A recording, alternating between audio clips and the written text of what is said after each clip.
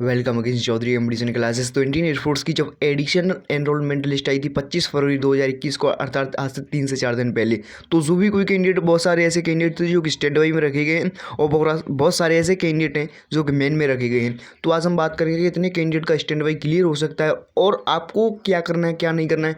बहुत सारे कैंडिडेट के मन में डाउट है और जितने भी इंस्ट्रक्शन दिए गए उन पर बात करेंगे, क्योंकि ये इंस्ट्रक्शन बहुत ही महत्वपूर्ण होने वाले हैं सभी कैंडिडेट के लिए जिन कैंडिडेट का नाम इस लिस्ट में आया है, चाहे वह एक्स ग्रुप के लिए सेलेक्ट किया गया हो, चाहे वाई ग्रुप के लिए सेलेक्ट किया गया हो, चाहे किसी भी ट्रेड के लिए, म्यूजिशियन ट्रेड हो, चाहे आपका टेक हो, नॉन टेक हो, आपका सिक्योरिटी गार्ड वाले हों, चाहे आप मेडिकल असिस्टेंट वाले हों। तो जिस भी लिस्ट में आपका नाम दिया गया है उन सभी के लिए ये पॉइंट बहुत ही महत्वपूर्ण होने वाले। तो आप यहाँ से फर्स्ट पॉइंट को रीड कर सकते हैं। जो भी कोई कैंडिडेट क्या है कि बोलता है कि क्या जो एनरोलमेंट लिस्ट आती है, मेरा PSL में रैंक थी दूसरी, लेकिन जब एनरोलमेंट लिस्ट आई तो उसमें मेरा जब नाम आया तो उसमें मेरा नाम 100 से ऊपर था या फिर 150वें नंबर पर था। तो उनके लिए सबसे पहले मैं बताता चलूँ, जब आपकी एनरोलमेंट लिस्ट बनती है तो वह मेरिट पोजीशन के आधार पर नहीं बनती है, केवल आपकी PSL मेरिट पोजीशन के आधार पर बनती है। तो आप यहाँ से फर्स्ट पॉइंट को रीड कर सकते हैं। इस फर्स्ट पॉइंट में यही बताया गया, आप यहाँ से इसको रीड करें।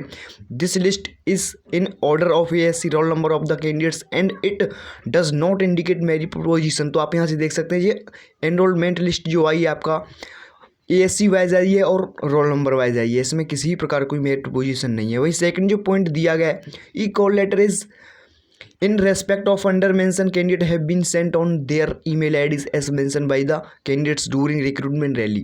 तो यहाँ से सेकंड पॉइंट जो दिया गया उसमें साफ साफ मेंशन कर दिया गया आपका जो कॉल लेटर है, ई कॉल लेटर, क्योंकि आपको पता है फिजिकल कॉल लेटर पिछली बार से बंद कर दिए गए हैं, क्योंकि आपको पता है कोरोना वायरस था। तो कोरोना वायरस की वजह से बहुत सारी फिजिकल एक्टिविटी बंद हो गई थी, तो बहुत सारा प्रोसेस ऑनलाइन ही चल रहा है। तो इस बार आपका जो कॉल लेटर है, ई कॉल लेटर, अर्थात आपका ईमेल आईडी पर आपका कॉल लेटर सेंड कर दिया जाएगा। तो बहुत सारे कैंडिडेट का सेंड भी कर दिया गया होगा, क्योंकि आपको पता है 8 मार्च से आपकी ज्वाइनिंग प्रारंभ होने वाली है और आज 1 मार्च हो चुकी है।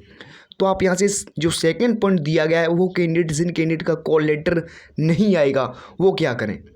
जो तीसरा आपकी समझ में दूसरा पॉइंट आ गया होगा, क्योंकि आपका जो कॉल लेटर आपकी ईमेल आईडी पर भेज दिया जाएगा, उसी ईमेल आईडी पर जिस ईमेल आईडी से आप लगातार प्रयोग में लाते रहे हो जब से आपकी रैली की भर्ती स्टार्ट हुई है। और जो तीसरा पॉइंट दिया गया है, यदि आप यहाँ से तीसरे पॉइंट को रीड कर सकते हैं। In case e call letter is not received by the candidate whose name figures in this enrolment list, he is to take print out of the page where his name has figured in the enrollment list and report to the respective airman selection center on the reporting date as mentioned in the enrollment list। तो इसमें साफ साफ बता दिया गया जिस भी candidate का क्या है कि कॉल लेटर नहीं आता है उसकी ईमेल आईडी पर, तो जहाँ भी उसका नेम दिया गया है इस एनरोलमेंट लिस्ट में, वहाँ से क्या कर सकता है, वहाँ से एक प्रिंट आउट निकलवा कर, आपको पता है इसमें डेट भी बताई गई है और टाइम आपको मैं बता दूंगा, 5:30 बजे आपको रिपोर्टिंग करना पड़ेगा। डेट भी बताइए है, साथ साथ में इसमें रेस्पेक्टिव ASC भी बताई गई है। तो आपको उस डेट पर देखिए, आप यहाँ से एक एग्जाम्पल भी देख सकते हैं। जैसे आप यहाँ से देखें, फर्स्ट कैंडिडेट का नाम आप यहाँ से देखें, जो सीरियल नंबर फर्स्ट है, माना कि इस कैंडिडेट का ई कॉल लेटर नहीं आता है और इसका जो रिपोर्टिंग ASC कौन सा है, सेकेंड ASC न्यू दिल्ली, और इसका रोल नंबर आप यहाँ से देख सकते हैं और इस कैंडिडेट का नाम आप यहाँ से देखें, निर्मल सिंह मेहरा। और इसको क्या है कि स्टैंड बाई में रखा गया है। इसका जो रिपोर्टिंग डेट है 10 तारीख को इसको रिपोर्टिंग करना पड़ेगा।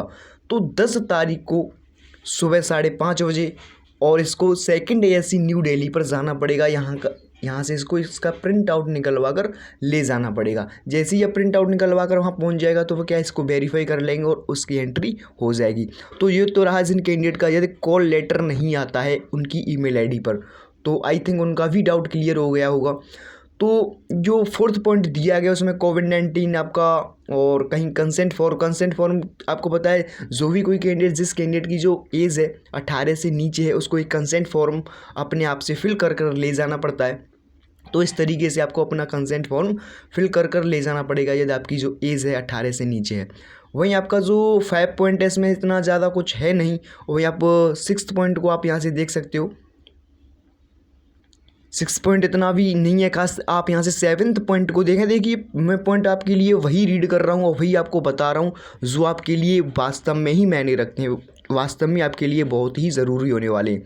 तो आप यहाँ से 7th पॉइंट को देख सकते हैं, जिस भी आपको एएससी पर रिपोर्टिंग करना पड़ेगा। आप यहाँ से देखें, enrolment process at ASC may take 1 full days to complete. आपका जो एनरोलमेंट लिस्ट होना है, आपका यहाँ भी जिस भी एएससी पर आपको कॉलअप किया गया है वहाँ पर आपको केवल 1 दिन के लिए रुकना पड़ेगा। 1 दिन का प्रोसेस होगा। जितना भी आपका मेडिकल, देखिए मेडिकल सबसे पहले क्या होता है कि जो भी कोई कैंडिडेट, जिस कैंडिडेट के मन में डाउट है किस तरीके का मेडिकल होगा, तो आपका बहुत ही नॉर्मल मेडिकल होने वाला है आपका। जब आप रिपोर्टिंग करोगे तो केवल 1 दिन का प्रोसेस रहेगा। आप यहाँ से इसको देख सकते हैं। जिस भी, देखिए ये उसका भी सेम एग्जाम्पल लिख सकते हैं हम यहाँ पे। आप यहाँ से इसको देखें, फर्स्ट नंबर पे जिस कैंडिडेट का रिपोर्टिंग है, आप यहाँ से देखें 10 तारीख को इसको रिपोर्टिंग करना है। तो 10 तारीख का ही 10 तारीख को अर्थात 10 मार्च को ही इसका पूरा प्रोसेस कंप्लीट हो जाएगा। चाहे जितने भी डॉक्यूमेंट्स हों, चाहे जितना भी आपका मेडिकल प्रोसेस हो, 10 तारीख तक इसका पूरा प्रोसेस कंप्लीट हो जाएगा। 10 को रिपोर्टिंग करने का और 10 को 5 से 6 बजे तक या फ्री हो जाएगा। और इसको यहाँ से नेक्स्ट दिखाऊंगा मैं इसको। आप यहाँ से देख सकते हैं जो 7th पॉइंट दिया गया है, नेक्स्ट इसमें क्या बताया गया है, जहाँ भी आपको, देखिए डिपेंड करेगा आपके मेडिकल फिटनेस पर। आप यदि मेडिकल फिटनेस, देखिए मेडिकल तो बहुत सारे कैंडिडेट फिट होंगे, एक मुश्किल से आपका 1% से भी कम रिजल्ट ऐसा देखने को मिलेगा जो कैंडिडेट अनफिट है मेडिकल में। सर्जरी वाले हो सकते हैं इसमें, तो आई थिंक सर्जरी वाले तो कोई नहीं होंगे, क्योंकि आपको पता है अभी मेडिकल अभी 25, 24, 23 फरवरी तक मेडिकल हुआ है, तो कहाँ से उनकी सर्जरी हो गई। तो इस वजह से सभी कैंडिडेट क्या है कि मेडिकल फिट होंगे। अभी उनका 3 से 4 दिन पहले तो मेडिकल चल रहा था, रीमेडिकल चल रहा था, तो इस वजह से कोई भी कैंडिडेट मेडिकल में तो आउट होने के उसके चांसेस बहुत ही कम हैं। तो आप यहाँ से देखें, आपको 3 दिन के अंदर, इसमें सबसे मेन बात यही बताई गई है, आपको 3 दिन के अंदर अपनी जहाँ भी आपको एटीएस बेलगावी पर पहुँचना पड़ेगा। आप यहाँ से देख सकते हैं इस कैंडिडेट, फर्स्ट एग्जाम्पल इसको ही समझें। इस कैंडिडेट को पहले क्या होता था कि वही एयरफोर्स वाले, वही एएससी वाले आपके लिए रिजर्वेशन करा देते थे, आपको एटीएस बेलगावी भेज देते थे। लेकिन अब क्या है, आपको अपने आप से ही अरेंजमेंट करना पड़ेगा। जैसे कि सपोज दैट इसकी जो रिपोर्टिंग है 10 तारीख को है, 10 मार्च को ये रिपोर्टिंग करेगा, तो 10 मार्च का तो दिन, इसका पूरा दिन वहीं लग जाएगा। आप यहाँ से देख सकते हैं 2nd एएससी न्यू दिल्ली पर इसका पूरा दिन लग जाएगा। और नेक्स्ट 3 डे में अर्थात 11, 12, 13 अर्थात 13 मार्च तक इसको एटीएस बेलगावी पहुंचना पड़ेगा यदि यह मेडिकल फिट होता है तो। आप यहां से देख सकते हैं 7th पॉइंट में साफ साफ यही दिया गया है, और आपको अपने अरेंजमेंट पर ही पहुंचना पड़ेगा। तो आप यहां से देखें, आप पहले से ही अपना रिजर्वेशन करा दें। जो भी कोई कैंडिडेट, जिस कैंडिडेट की रिपोर्टिंग है, उससे नेक्स्ट 3 डे में उसको क्या है कि एटीएस बेलगावी पहुँचना पड़ेगा। जहाँ भी इसको रिपोर्टिंग करने के लिए बताया गया, तो उसको नेक्स्ट 3 डे में वहाँ पर पहुँचना पड़ेगा। तो इसमें यही मेन बात थी जो मैंने आपको बताई थी। जो भी कोई कैंडिडेट के अपना रिजर्वेशन जिन्होंने कराया नहीं है, चाहे कोई फ्लाइट से जाना चाह रहा है फ्लाइट से जा सकता है, कोई ट्रेन के ज़रिए जाना चाह रहा है तो ट्रेन के ज़रिए जाना जा सकता है। देखिए ट्रेन का भी थोड़ा क्या है कि इतना जल्दी हो सकता है कि आपका ना हो पाए रिजर्वेशन, तो आप ज़्यादातर कैंडिडेट क्या है कि फ़्लाइट को ही मेंशन करेंगे। तो मैं आपको यही बताऊंगा कि इस कैंडिडेट की जो रिपोर्टिंग है 9 तारीख को है, तो इसको रिजर्वेशन अब नेक्स्ट 3 में पहुंचना पड़ेगा।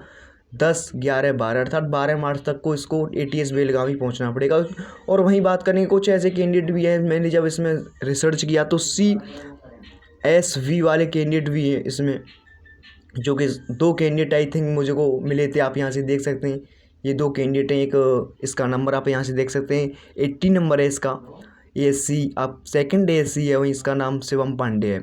स्टैंड बाई में यह कैंडिडेट रखा गया है, लेकिन CSV इसका पॉइंट है। देखिए CSV पॉइंट जो दिया गया है यह डॉक्यूमेंट से संबंधित होता है। आपका सर्टिफिकेट सब्जेक्ट टू वेरिफिकेशन क्या होता है कि जब भी कोई आपका डॉक्यूमेंट्स कमी हो जाती है, तो उस वजह से आपके पास यह CSV का रिव्यू आपका यह पॉइंट बना दिया जाता है, रिमार्क दे दिया जाता है। वहीं नेक्स्ट कैंडिडेट देखेंगे तो इस कैंडिडेट के लिए मैं शिवम पांडे के लिए यही बोलना चाहूँगा कि अपना जो भी कोई डॉक्यूमेंट्स में कमी रह गई थी उस डॉक्यूमेंट्स को जमा करा दे, जिससे कि उसको दिक्कत का सामना ना करना पड़े। जो 2nd कैंडिडेट देखेंगे उसकी जो सीरियल नंबर दिया गया हुआ 241 सीरियल नंबर है, उसको 3rd एएससी अर्थात कानपुर चकेरी पर रिपोर्टिंग करना पड़ेगा, उत्तर प्रदेश।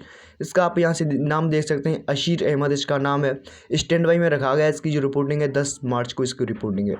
तो एटीएस बेलगावी को नेक्स्ट 3 डे में पहुँचना पड़ेगा यदि इसका CSV भी पॉइंट क्लियर हो जाता है और मेडिकल में भी फिट होता है। मेडिकल में तो आई थिंक सभी कैंडिडेट फिट ही हैं, तो इसको 12-13 मार्च तक इसको पहुँचना पड़ेगा। बेलगावी ATS।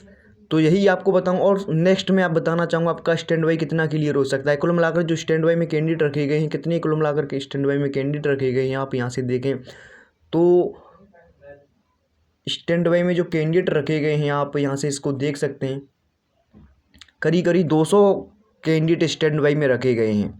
आप यहाँ से देखें स्टैंड बाई में जो कैंडिडेट रखे गए हैं करीब 200 कैंडिडेट स्टैंड बाई में रखे गए हैं, जबकि कुल मिलाकर जो कैंडिडेट सेलेक्ट किए गए 331 कैंडिडेट का इसमें नाम आया है। तो आप यहाँ से देख सकते हैं 200 प्लस कैंडिडेट आपके स्टैंड बाई में हो गए। तो वहीं आपका 125 से 130 कैंडिडेट ऐसे हैं जो कि मेन में कैंडिडेट रखे गए हैं।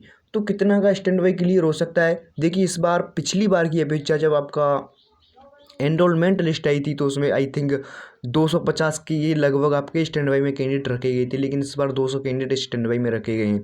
लेकिन स्टैंड बाई का रिपोर्टिंग सब कुछ बता दिया गया है। तो पिछली बार करीब एक्स ग्रुप का मैं बताऊँगा आपको 97 कैंडिडेट स्टैंड बाई को क्लियर कर गए थे। आपका 250 में से 97 कैंडिडेट क्या था कि स्टैंड बाई को क्लियर कर गए थे। तो इस बार भी चांसेस रहेंगे पूरे आपका करीब 100 कैंडिडेट का यहाँ से स्टैंड बाई क्लियर हो सकता है। देखिए साफ कहना सुखी रहना, तो करीब 100 मैं ये बोल दूं कि सभी कैंडिडेट का स्टैंड बाई क्लियर हो जाएगा अपने व्यू बढ़ाने के लिए या फिर कुछ भी करने के लिए। देखिए इसका मेरा मतलब यहाँ से किसी कैंडिडेट को डिमोटिव नहीं करना है, लेकिन जो आपका साथ होना है वही मैं आपको बताऊंगा। करीब यहाँ से 100 कैंडिडेट ऐसे हो सकते हैं जो किसी का स्टैंड बाई, देखिए ये भी प्रॉपर नहीं है, ये भी एग्जैक्ट नहीं है कि सभी यहाँ से 100 कैंडिडेट का स्टैंड बाई क्लियर होगा। हो सकता है कि सभी कैंडिडेट का स्टैंड बाई क्लियर हो जाए, डिपेंड करेगा कि कितने कैंडिडेट ने वहाँ रिपोर्टिंग किया था और कितने कैंडिडेट एब्सेंट रहे थे, कितने कैंडिडेट अनफिट रहे हैं मेडिकल में और कितने वैकेंसी अभी उनके पास शेष रह रही हैं। तो इस पर डिपेंड करेगा आपका स्टैंड बाई कितना क्लियर हो सकता है। आपको पता है आपका जो स्टैंड बाई क्लियर होता है इसी बेस पर क्लियर होता है। जो भी कोई कैंडिडेट क्या होता है कि एब्सेंट होता है तो उसके स्थान पर आपको ले लिया जाता है, और जो भी कोई कैंडिडेट क्या होता है मेडिकल में अनफिट पाया जाता है तो उसके स्थान पर आपको भेज दिया जाता है। इस तरीके से आपका स्टैंड बाई क्लियर होता है। यदि वैकेंसी उनके पास, देखिए पिछली बार जब एनरोलमेंट लिस्ट आई थी तो उसमें 2604 कैंडिडेट को सिलेक्ट किया था, लेकिन उनका तो जो भी कोई कैंडिडेट क्या था 25 फरवरी तक उनकी लास्ट रिपोर्टिंग थी, तो सभी कैंडिडेट क्या तक रिपोर्टिंग कर गए। तो उसमें से मेरे पास सभी डाटा मैं दिखाऊंगा आपको कितने कैंडिडेट ने रिपोर्टिंग किया था और कितने कैंडिडेट एब्सेंट रहे थे और कितने कैंडिडेट को मेडिकल में अनफिट कर दिया गया था। तो 100 प्लस कैंडिडेट क्या है कि मेन में रख देगी। पिछली बार भी 2730 कैंडिडेट मेन में रखे गए थे और इस बार भी आपका 2730 लगभग आपके मेन में ही पहुंच चुके हैं। Stand by plus main clear हो चुका था 2730 कैंडिडेट का, तो इस बार भी आपके केवल मेन में ही 2730 कैंडिडेट पहुंच चुके हैं अब तक, क्योंकि पिछली बार आपके 2604 कैंडिडेट थे और इस बार आपका 125 130 कैंडिडेट ऑलरेडी इसमें मेन में आ चुके हैं। तो इस बार आपके 2730 कैंडिडेट ही मेन में रखे गए हैं। पिछली बार आपके 2600 प्लस कैंडिडेट रखे गए थे, लेकिन उसमें से 97 कैंडिडेट गया था कि स्टैंड बाई क्लियर कर चुके थे। तो इस बार जो वैकेंसी फिल की गई थी पिछली बार 2730 करीब आपकी अप्रॉक्स एक्स रूम में वैकेंसी फिल की गई थी। तो आपका जो स्टैंड बाई क्लियर होने का चांसेस है, देखिए 100 तो आराम से करेंगे ही, हो सकता है सभी कैंडिडेट भी क्लियर कर जाएँ। तो मैं तो यही चाहूँगा कि यहाँ से सभी कैंडिडेट का स्टैंड बाई क्लियर हो जाए। तो फिर आगे डिपेंड करेगा आपका क्या तरीका का प्रोसेस है और किस तरीके का वहाँ प्रोसेस चल रहा है। तो यही आपको अपडेट देना था। और वाई ग्रुप का भी अगली वीडियो में बता दूंगा, ये तो एक्स ग्रुप का था, लेकिन इन इंस्ट्रक्शन जितने भी हैं एक्स ग्रुप से बिलोंग करता हूँ वाई ग्रुप से बिलोंग करता हूँ सभी के लिए इंस्ट्रक्शन सेम होने वाले हैं। जय हिंद।